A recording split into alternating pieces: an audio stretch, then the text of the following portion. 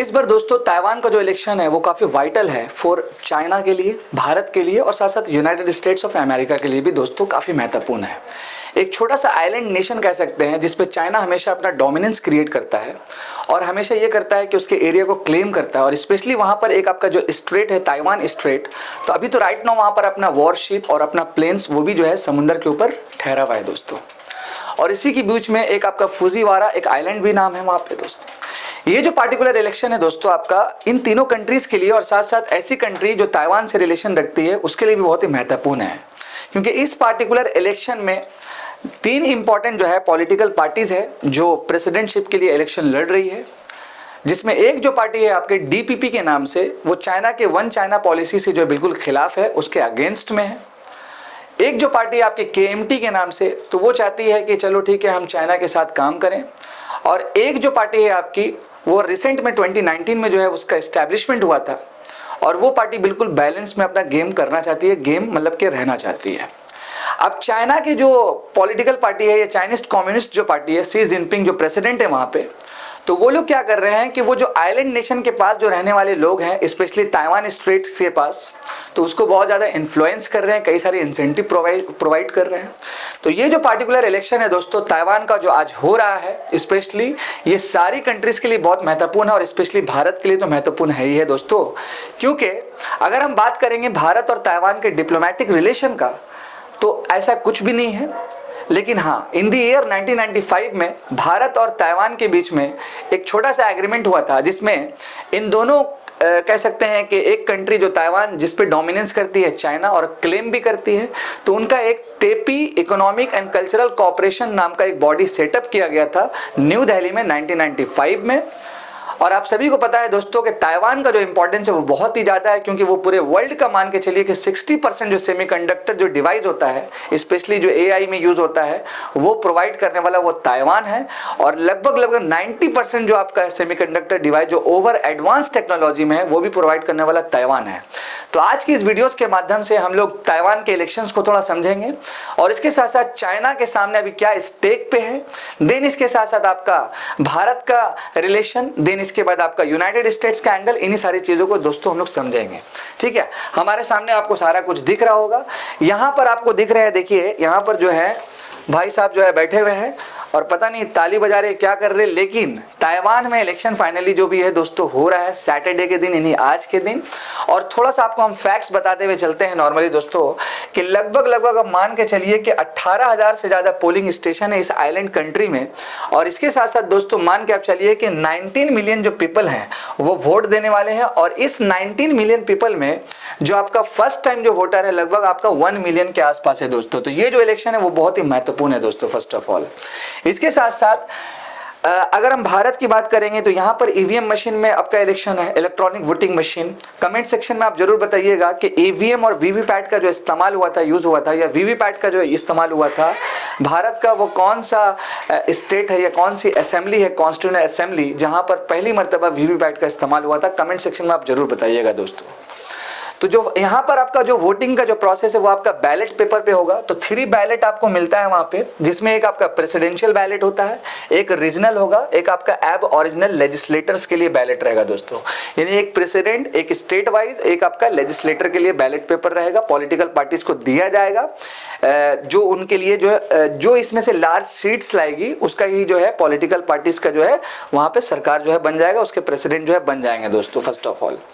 ठीक है, यहाँ पर आप देख सकते हैं एक लेडी है जो कह सकते हैं कि ये ताइवान जो आइलैंड है आपकी कंट्री, उसकी पहली फीमेल प्रेसिडेंट है ये। ठीक है, और इसके साथ साथ साई इंग वेन ये सक्सेसर बनेगी, मतलब कि ये प्रेसिडेंट है नॉर्मली, और मतलब कि इनके बाद ही कोई ना कोई सक्सेसर नया जो भी है दोस्तों आएगा। और नॉर्मली ये जिस पार्टी से बिलोंग करती हैं, ये जिस पार्टी से बिलोंग करती है वो पार्टी का नाम है आपका डीपीपी, डेमोक्रेटिक प्रोग्रेसिव पार्टी। और मैंने पहले ही बताया ये जो नाम की डीपीपी पार्टी है ये चाइना की बिल्कुल क्या होती है कि ये अगेंस्ट रहती है। और जो भी इनका सॉवरेनिटी है, जो भी इनका राइट्स है, स्पेशली ताइवानियों का, वो लोग नहीं चाहता है कि हमको कोई चाइनीज़ बोले, वो लोग चाहता है कि हमको सारे लोग जो है ताइवानीज़ बोले। तो ये पार्टी जो है कंप्लीटली जो है अपना सॉवरेनिटी के लिए जो है नॉर्मली काम करती है दोस्तों। और केएमटी की बात करेंगे तो केएमटी क्या है कि वो चाइना से थोड़ा इन्फ्लुएंस है, और इसके साथ साथ एक और पार्टी जो है, वो तीनों के बारे में डिस्कस करेंगे, तो वो जो है बिल्कुल बैलेंस में है दोस्तों।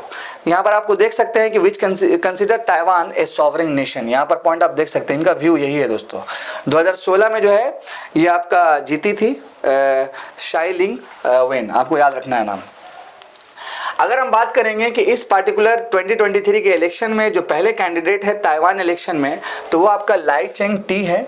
और ये जो पार्टिकुलर लाई चेंग टी हैं, ये डीपीपी पार्टी से है। मैंने ऑलरेडी इनके बारे में आपको बताया, ये 64 ईयर ओल्ड है और बिल्कुल चाइना के खिलाफ है। इन लोगों को खुद का सॉवरेन नेशन चाहिए दोस्तों, और इनका एजेंडा ही मेन यही है, जो कंप्लीटली जो है क्रिटिसाइज करते हैं किसको, बीजिंग को, यानी कि चाइना के पॉलिसी को, और अपना खुद का जो भी है डोमिनेंस कह सकते हैं या अपना सॉवरेन नेशन कह सकते हैं दोस्तों, वो अपना करना चाहते हैं ओवरऑल।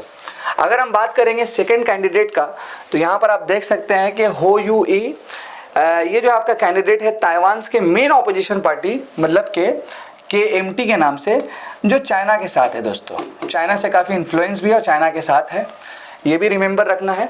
और आप सभी को याद होगा कि 1949 में जो भी इश्यूज हुआ था, सिविल वॉर हुआ था अगेंस्ट चाइनीज़ कम्युनिस्ट पार्टी, तो ये चाहती है पार्टी कि इसको रिट्रीट किया जाए और ताइवान जो है वो चाइना के साथ ही काम करे, और वन चाइना पॉलिसी पे जो हम लोग काम करेंगे, जो चाइना का ऑलरेडी वन चाइना पॉलिसी है दोस्तों फर्स्ट ऑफ ऑल, ठीक है।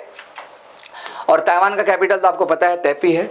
तीसरे जो कैंडिडेट की अगर हम बात करेंगे तो को वेन जी है, बिल्कुल नई पार्टी है, 2019 में इसका एस्टैब्लिशमेंट हुआ था, और इस पार्टी का नाम है ताइवान पीपल्स पार्टी टीपीपी, और ये बिल्कुल बैलेंस में काम करना चाहती है राइट नाउ। मतलब कि मान लीजिए कि ताइवान पीपल्स जो कह रहे हैं वो, और चाइना जो कह रही है वो, इन दोनों के बैलेंस में ये काम करना चाहती है, which is called TPP party. तो यहाँ तक तो था दोस्तों के 3 इंपॉर्टेंट कैंडिडेट्स जिनका अलग अलग पर्सपेक्टिव है। अब इसके बाद हम लोग समझते हैं और कौन कौन सा एंगल है। अब यहाँ पर सबसे इंपॉर्टेंट क्या है दोस्तों, कि आखिर ये जो ताइवान का इलेक्शन हो रहा है, ये पूरे वर्ल्ड के लिए क्यों महत्वपूर्ण है, क्यों इंपॉर्टेंट है। इसमें हम लोग इंडिया का भी एंगल देखेंगे, लेकिन सबसे पहला हम लोग समझते हैं ताइवान का थोड़ा सा सिग्निफिकेंट इंपॉर्टेंस थोड़ा समझ लेते हैं। देखिए दोस्तों, ताइवान में अगर हम पॉपुलेशन की बात करेंगे तो लगभग आपका 23 मिलियन पीपल के आसपास है, और पूरे होल वर्ल्ड में इस पार्टिकुलर इलेक्शन का अफेक्ट होने वाला है ड्यू टू सेमीकंडक्टर। सेमीकंडक्टर एक बहुत बड़ा रीजन है दोस्तों। इस पार्टिकुलर ताइवान आइलैंड कंट्री में चाइना जो क्लेम करती है, वो मान के चलिए 36,193 स्क्वायर किलोमीटर का जो एरिया है उसको वो क्लेम करती है। स्ट्रेट जो नॉर्मली है वो मैप में शो करूंगा, वो क्लेम करती है नॉर्मली, ठीक है। और इसके साथ साथ 90% of the world supply of cutting edge semiconductor used in artificial intelligence. और ये जो सप्लाई है दोस्तों, ये कहाँ से होता है, तो आपका नॉर्मली ताइवान से ही होता है। ये भी एंगल रिमेंबर रखिएगा। एक छोटा सा चिप जो इस देश के इकोनॉमी के लिए काफ़ी मतलब कह सकते हैं कि काफ़ी बूस्टिंग, काफ़ी रैपिड फायर जो है प्रोवाइड करता है दोस्तों ओवरऑल, ठीक है। This fact highlights Taiwan's critical economic importance to the global economy. बहुत ज़्यादा इंपॉर्टेंट है दोस्तों, बहुत ज़्यादा इंपॉर्टेंट है, ठीक है। अब यहाँ पर हम देखते हैं चाइनीज़ ताइवान का जो स्टेट है नॉर्मली, यहाँ पर मैप को भी आप शो कर देते हैं। यहाँ पे नॉर्मली देखिए, यहाँ पर आपका ताइवान स्टेट है, इसके साथ साथ ये चाइना का पूरा यहाँ पर पूरा मैप आपका हो जाएगा। ये आपका फूजियन नाम का इलाका दिख रहा है, इसी पे चाहती है ये डोमिनेंस पूरा करती है दोस्तों कुछ स्क्वायर किलोमीटर एरिया में। और ये एक छोटा सा आइलैंड नेशन, और यहाँ का जो कैपिटल है आपको मैंने ऑलरेडी बताया तैपी के नाम से है। तो यहाँ पर इसका जो है दबदबा है दोस्तों ताइवान स्ट्रेट्स में। और अगर हम बात करें कि इस पार्टिकुलर एरिया में जितने भी लोग रहते हैं, तो काफ़ी बार सिविल वॉर जो होता है तो उनको बहुत ही ज़्यादा प्रॉब्लम्स क्रिएट होता है। तो ये भी जो लोग चाहते हैं, जो आइलैंड के पास में रहते हैं, ये चाहते हैं कि वो लोग, हम लोग ताइवान के हो जाए, और ये जो इश्यूज़ है नॉर्मल वो जल्द से जल्द सॉल्व हो जाए, और चाइना का जो भी डोमिनेंस यहाँ पर है वो भी क्लियर हो जाए। और मैंने डीपीपी पार्टी का जो मेन फंडा है वो तो मैंने आपके साथ शो कर ही दिया। यहाँ पर थोड़ा समझ लेंगे कि ताइवान जो स्टेट है has seen an increase in Chinese military aggression as a geo economic hotspot in recent year. और अभी तो एक बात और है दोस्तों, क्या कि इस पार्टिकुलर स्टेट में चाइनीज़ लोगों ने क्या किया है कि वहाँ पर अपना एक वॉरशिप जो है, वॉरशिप वहाँ पर डिप्लॉय कर दिया है, ताकि वहाँ पर जो है निगरानी, नज़र रखा जा सके। और स्पेशली मान लीजिए कि कोई सिविलियन वहाँ पर आसपास मिला तो उसके साथ भी प्रॉब्लम्स क्रिएट होता है, ठीक है।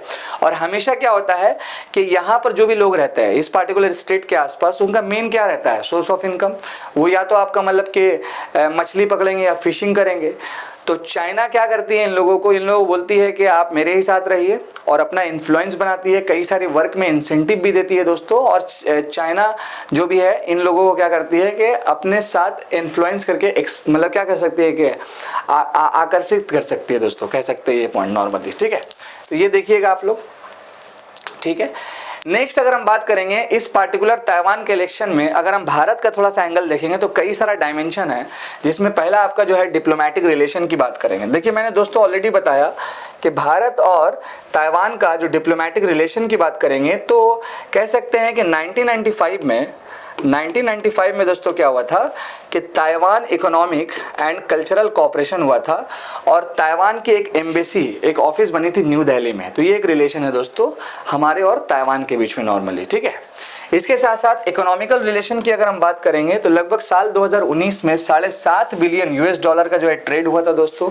और मैंने ऑलरेडी बता दिया कि ताइवान जो नाम की जो आइलैंड कंट्री है, इसका जो मेन इकोनॉमी है या मेन इसका जो इंपॉर्टेंस है वो आपका सेमीकंडक्टर डिवाइस है, और उसमें भी जो है ओवर एडवांस जो डिवाइस है which is also most important दोस्तों।